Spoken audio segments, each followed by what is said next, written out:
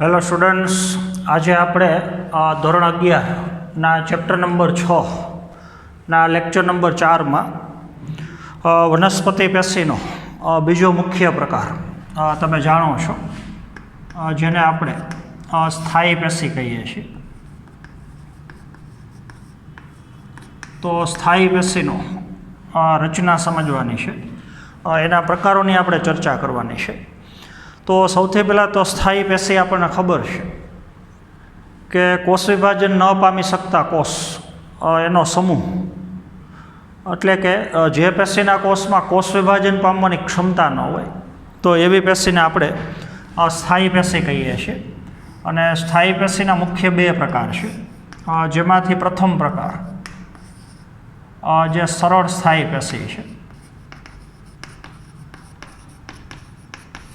અને બીજો પ્રકાર જટિલ સ્થાયી પેશી છે.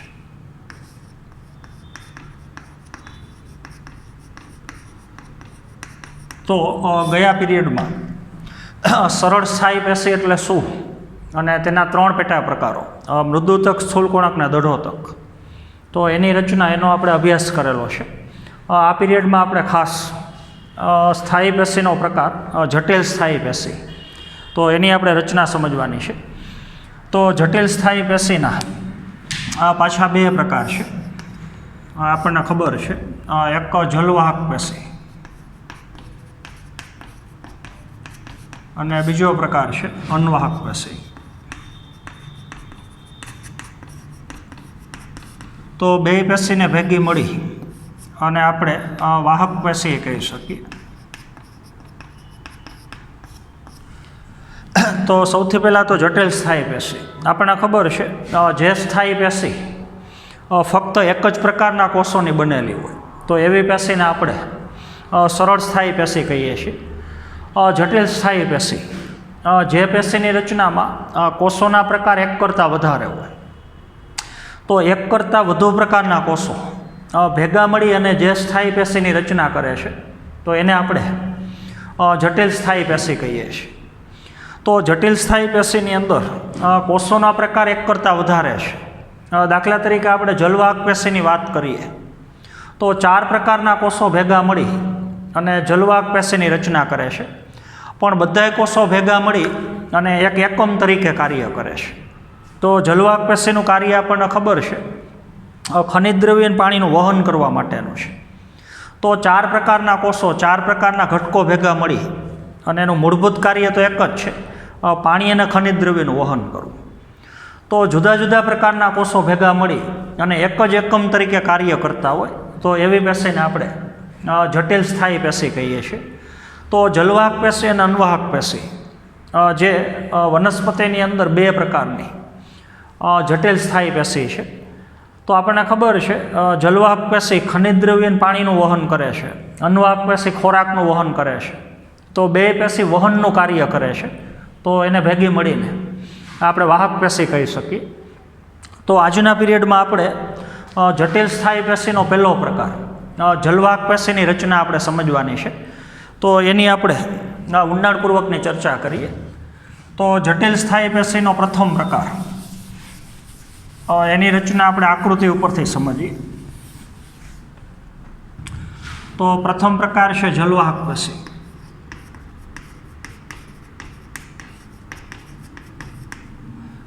તો જલવાહક પેશીનું વનસ્પતિ દેહમાં કાર્ય આપણને ખબર છે.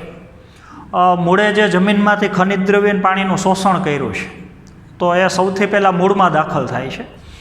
તો મૂળની અંદર દાખલ થયેલા ખનિજ દ્રવ્ય અને પાણી, H2O પાણી અને ખનિજ દ્રવ્ય, તો એનું આગળ હવે વનસ્પતિના બે અન્ય અંગો પ્રકાંડ અને પર્ણ, તો જે પેશી બતાવીએ છીએ આપણે એ જલવાહક પેશી છે. તો જલવાહક પેશીના માધ્યમથી ખનિજ દ્રવ્ય અને પાણી પ્રકાંડ અને પર્ણ તરફ, એટલે કે ઉપરની દિશામાં વહન પામે છે. તો મૂળ દ્વારા શોષેલા ખનિજ દ્રવ્ય અને પાણીનું પ્રકાંડ અને પર્ણ તરફ વહન કરવું, તો એ કાર્ય જલવાહક પેશીનું છે. બીજું આખી જલવાહક પેશી અંગોને યાંત્રિક મજબૂતાઈ આપે છે, ત્રણે ત્રણ અંગો, મૂળ, પ્રકાંડ અને પર્ણ. તો એની મજબૂતાઈમાં વધારો કરવો, એની યાંત્રિક મજબૂતાઈ પૂરી પાડવી, તો એ કાર્ય જલવાહક પેશીનું છે. તો હવે જલવાહક પેશી જે જટિલ સ્થાયી પેશીનું ઉદાહરણ છે, તો એની રચનામાં આવેલા ઘટકોની સંખ્યા, એના પ્રકારો એક કરતાં વધારે છે. તો જલવાહક પેશી મુખ્યત્વે 4 પ્રકારના ઘટકોની બનેલી છે, 4 પ્રકારના કોષો છે. એક આવશે જલવાહિની કી. તો જલવાહક પેશીનો પહેલો ઘટક જલવાહિની કી છે. બીજો ઘટક છે જલવાહિની. ત્રીજો ઘટક છે જલવાહક તંતુ, અથવા એને જલવાહક દઢોતકે કહી શકો, કારણ કે તંતુ છે એ દઢોતક કોષો છે. અને ચોથો ઘટક છે જલવાહક મૃદુતક. તો 4 પ્રકારના ઘટકો ભેગા મળી અને જલવાહક પેશીની રચના કરે છે. એમાં હવે પાણીનું વહન કરતી રચનાઓ 2 છે, જલવાહક તંતુ અને જલવાહક મૃદુતક. એ ખનિજ દ્રવ્ય પાણીનું વહન કરતા નથી. પાણીના વહનનું કાર્ય જલવાહિની કી અને જલવાહિની કરે છે. તો પાણીના વહન માટેના સંવાહક તત્વો એ 2 પ્રકારના છે. એમાંથી જલવાહિની કી જે ત્રિઅંગી વનસ્પતિ અને અનાવૃતમાં હાજર હોય છે. તો અનાવૃત બીજધારી વનસ્પતિ અને ત્રિઅંગી, એમાં ખનિજ દ્રવ્ય પાણીનું વહન કરવા માટેના ઘટકો જલવાહિની કી છે. તો ત્રિઅંગી અને અનાવૃતમાં મોટા ભાગે જલવાહિની ગેરહાજર છે. તો જલવાહિની મોટા ભાગે આવૃત બીજધારી વનસ્પતિની ખાસિયત છે. અનાવૃત બીજધારીની અંદર જલવાહિની કી હોય છે અને આવૃત બીજધારીમાં જલવાહિની હોય છે. બાકીના બંને ઘટકો લગભગ બંને વનસ્પતિમાં હાજર હોય છે. તો સૌથી પહેલાં તો જલવાહિની કી, એની આપણે થોડી રચના સમજીએ. તો જલવાહિની કી એક કોષી રચના છે. તો દઢોતકના જે આપણે લાંબા કોષો બતાવ્યા છે એ જ પ્રકારના કોષો છે. તો એક કોષ બરાબર એક જલવાહિની કી છે.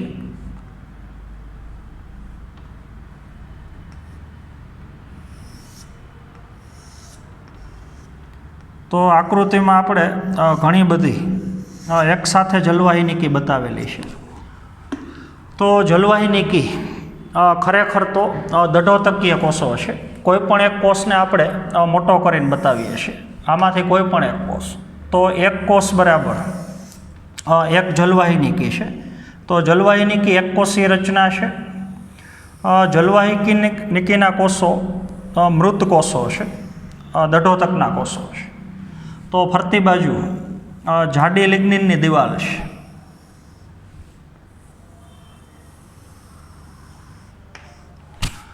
તો કોષો બાહ્ય સપાટીમાં ગોળ છે એટલે નળાકાર છે. છેડાનો ભાગ અણીદાર છે. તો લાંબા અને અણીદાર કોષો કે જેની દિવાલ લિગ્નિનના સ્થૂલનના લીધે એકદમ જાડી છે અને વચ્ચેના ભાગમાં એકદમ સાંકડો અવકાશ છે, અથવા વચ્ચેના ભાગમાં એકદમ સાંકડું કોટર છે.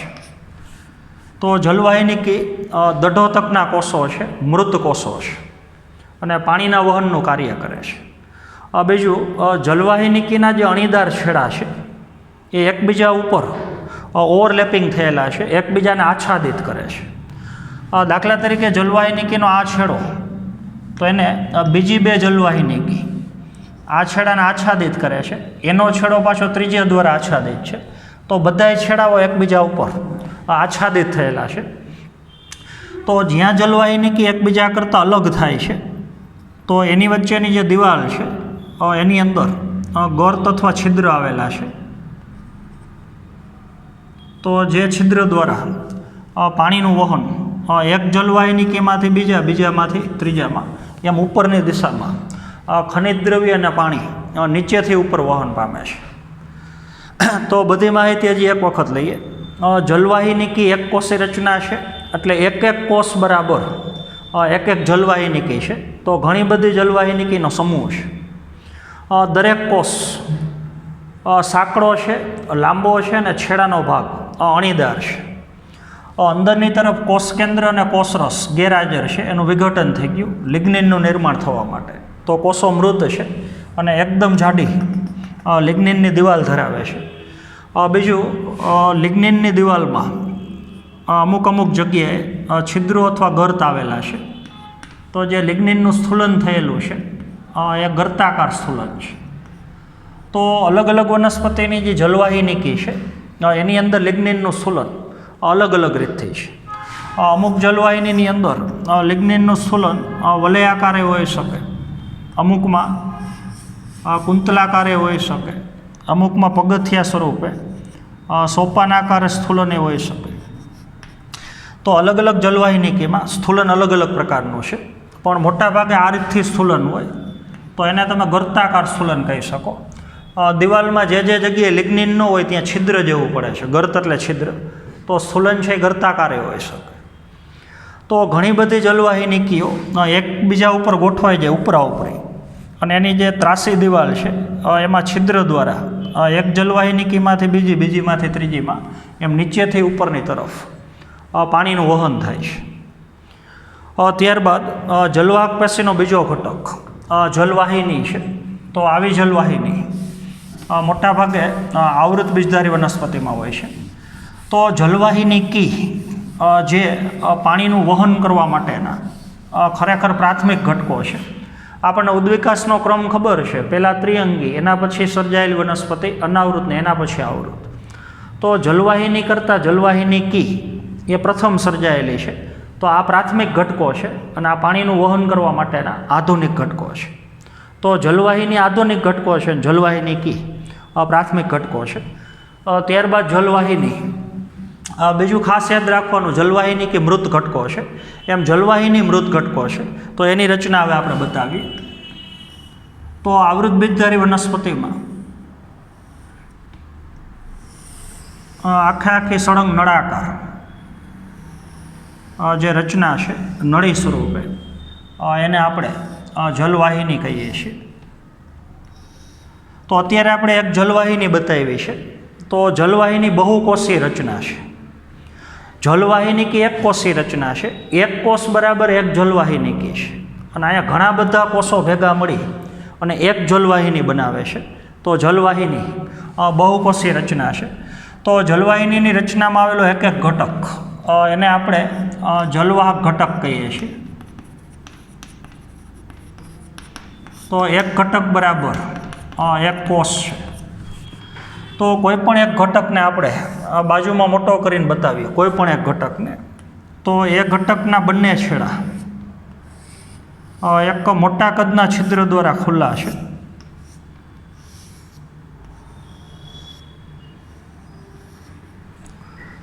તો જલવાહિનીના દરેક ઘટકમાં વચ્ચેના ભાગમાં એક મોટું પોલાણ છે.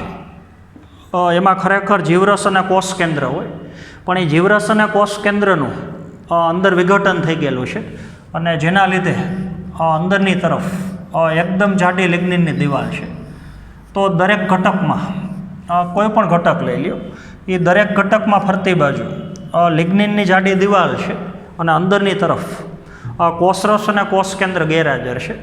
તો જલવાહકના ઘટકો મૃત એકમ છે, અને એ એકમના બંને છેડા, એટલે કે એકમના બંને બાજુના છેડે એક મોટા કદનું છિદ્ર છે. તો કહી શકો કે એકમના બે છેડા ખુલ્લા છે.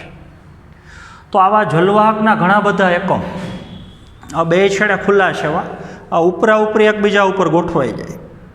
તો બધાય એકમનું પોલાણ આખું નલિકા સ્વરૂપે અંદરની તરફ આમ સળંગ થઈ જાય. તો આખી બનતી જે બહુકોષીય રચના છે એને હવે આપણે જલવાહિની કહીએ છીએ. તો હવે નીચેથી ઉપરની તરફ આખી જલવાહિનીના પોલાણમાં પાણી અને ખનિજ દ્રવ્ય દબાણ દ્વારા નીચેથી ઉપરની તરફ વહન પામે છે. તો જલવાહિનીકી કરતાં જલવાહિનીનો વ્યાસ એકદમ મોટો છે.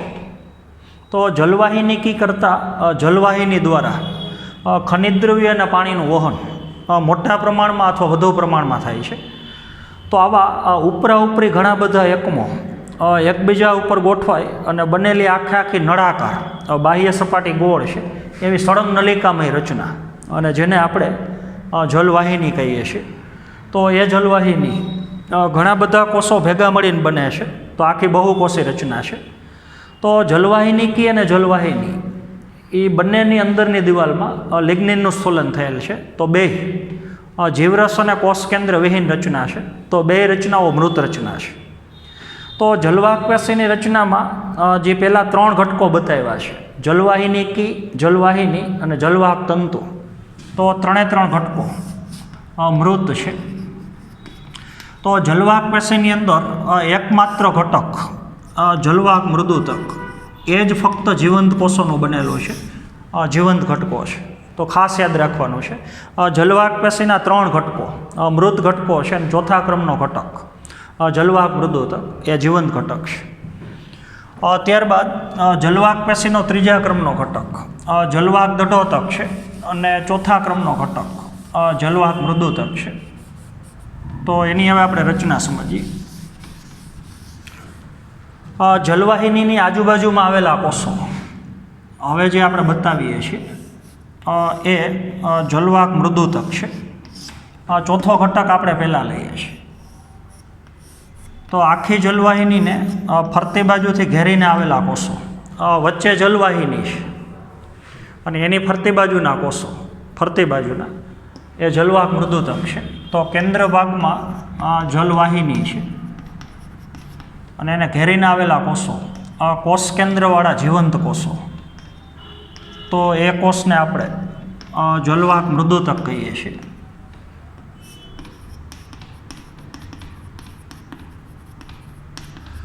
તો જલવાહક મૃદુતક કોષો કોષ કેન્દ્ર અને કોષરસ ધરાવે છે. તો જીવંત કોષો છે. દરેક કોષમાં ફરતી બાજુ સેલ્યુલોઝની બનેલી પાતળી કોષ દિવાલ છે. તો કોષો એકદમ જીવંત છે. તો જલવાહક મૃદુતકના કોષોનું મુખ્ય કાર્ય અલગ અલગ પ્રકારના ઘટકોનો ખોરાક સ્વરૂપે સંગ્રહ કરવો, તો એનું મુખ્ય કાર્ય છે.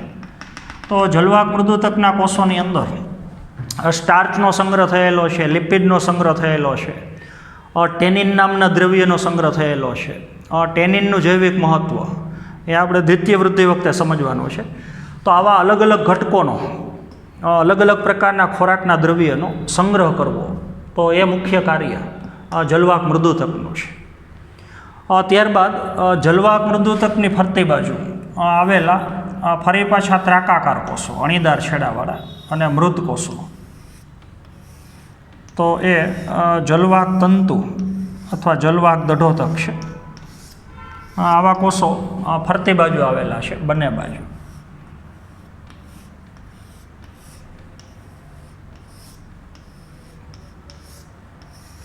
તો કોઈ પણ એક કોષને આપણે મોટો કરીને બતાવીએ છીએ. તો જલવાહક તંતુના કોષ લાંબા છે, સાંકડા છે, લંબાઈ વધારે છે, પહોળાઈ ઓછી છે. તો લાંબા પાર્શ્વ બાજુથી સાંકડા અને અણીદાર છેડાવાળા કોષ, તો જે કોષને આપણે જલવાહક તંતુ અથવા એને જલવાહક દઢોતક કહીએ છીએ. તો આ કોષો મૃત છે.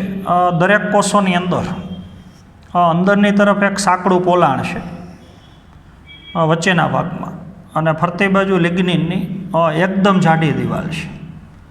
તો લિગ્નિનની જે દિવાલ છે એની જાડાઈ એકદમ વધારે છે અને જેના લીધે વચ્ચેનું કોટર અથવા પોલાણ એકદમ સાંકડું છે. તો વચ્ચે એકદમ સાંકડું પોલાણ ધરાવે છે અને ફરતી બાજુ લિગ્નિનની એકદમ જાડી દિવાલ છે. છેડાનો ભાગ એકદમ અણીદાર છે. બીજું એમાં ઘટકોના પ્રકાર 2 છે. કાં પડદા વિહીન હોઈ શકે ને કાં પડદાયુક્ત હોઈ શકે.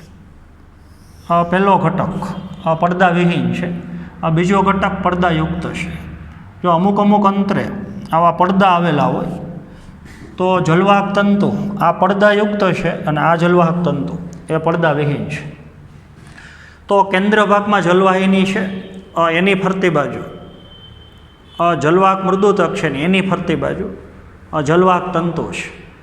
તો આખો નળાકાર જેની અંદર કોષોના 3 પ્રકાર છે, તો એ આખી થઈ ગઈ જલવાહક પેશી. તો જલવાહક તંતુ આખી પેશીમાં ફરતી બાજુ ગોઠવાયેલા છે, એકદમ કઠણ કોષો છે. તો આખી પેશીને વનસ્પતિને યાંત્રિક મજબૂતાઈ પૂરી પાડવી એ કાર્ય જલવાહક તંતુનું છે. તો હવે આપણે જોઈ શકીએ છીએ કે જલવાહક પેશી અલગ અલગ પ્રકારના 4 પ્રકારના ઘટકોની બનેલી છે. તો એમાં હવે જલવાહક પેશીની અંદર જે જલવાહિની છે એના વિકાસ ઉપરથી થોડાક પ્રકાર એ છે, તો એની આપણે થોડીક ચર્ચા કરીએ.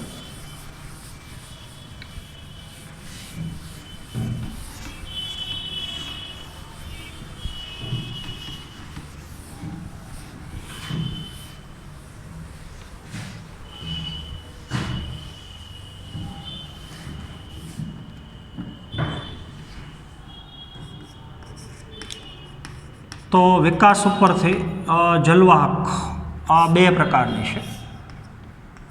એક આવશે પ્રાથમિક જલવાહક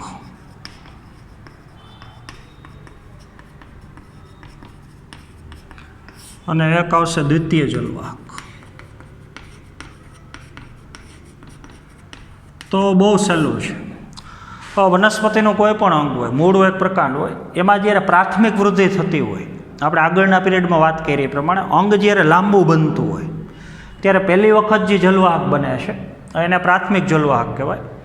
અને એ જ અંગની જ્યારે જાડાઈ વધતી હોય, દ્વિતીય વૃદ્ધિ થતી હોય, ત્યારે પ્રાથમિક જલવાહકનું નિર્માણ થયા પછી ભવિષ્યમાં જ્યારે બીજી વખત જલવાહક પેશી બને છે તો એને આપણે દ્વિતીય જલવાહક કહીએ છીએ. તો એ આપણે દ્વિતીય વૃદ્ધિ દરમિયાન આખું સમજવાનું છે. તો સૌ પ્રથમ વિકાસ પામતી વનસ્પતિના જીવનચક્રમાં પહેલાં જે જલવાહક વિકાસ પામે શરૂઆતના સમયે, એ જલવાહકને આપણે પ્રાથમિક જલવાહક કહીએ છીએ.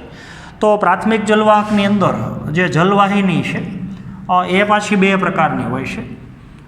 એકને તમે આદિદારુ કહી શકો અને બીજાને અનુદારુ કહી શકો. તો એ આપણે ખાસ સમજવાનું છે.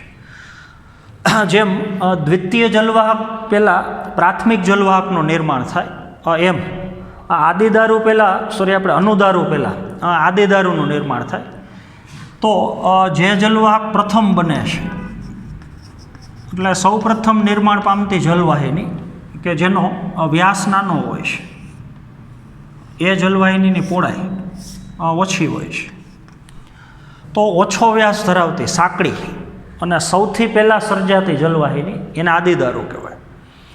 આદિદારુના નિર્માણ પછી નિર્માણ પામતી પ્રાથમિક જલવાહક તો એને અનુદારુ કહેવાય. તો આનો ક્રમ ઉદ્ભવની દ્રષ્ટિએ દ્વિતીય છે, આના પછી નિર્માણ પામે છે, પણ આના કરતાં એનો વ્યાસ મોટો હોય છે, તો એની પહોળાઈ વધારે હોય છે. તો આદિદારુના ઘટકો સાંકડા છે અને પ્રથમ નિર્માણ પામે છે. અનુદારુના ઘટકો પહોળા છે અને પછી નિર્માણ પામે છે. તો પ્રથમ નિર્માણ પામતી જલવાહિની આદિદારુ છે અને એના પછી નિર્માણ પામતી જલવાહિની એ અનુદારુ છે. તો હવે મૂળ અને પ્રકાંડ એમાં ગોઠવણી અલગ અલગ રીતથી છે. આપણે મૂળ અને પ્રકાંડનો આડો છેદ બતાવીએ. પહેલાં દાખલા તરીકે આપણે મૂળ માટે બતાવીએ અને એવી જ રીતથી આડું કપાયેલું પ્રકાંડ માટે દર્શાવીએ. તો મૂળ અને પ્રકાંડને આપણે આડું કાપેલું છે, તો જલવાહિનીને ઉપાડીને આપણે અહીંયા મૂકવાની છે લંબ અક્ષે. જો તમે મૂળ અને પ્રકાંડનો આડો છેદ લ્યો તો અંદર જે જલવાહિની ગોઠવાયેલી છે એનો આપણને આડો છેદ આવશે. તો ઉપર આપણને ફક્ત જલવાહિનીના છિદ્ર જ દેખાશે આડા છેદની અંદર. તો હવે આપણે ખાસ સમજવાનું છે આ મૂળની અંદર આપણે બતાવ્યું જલવાહિની.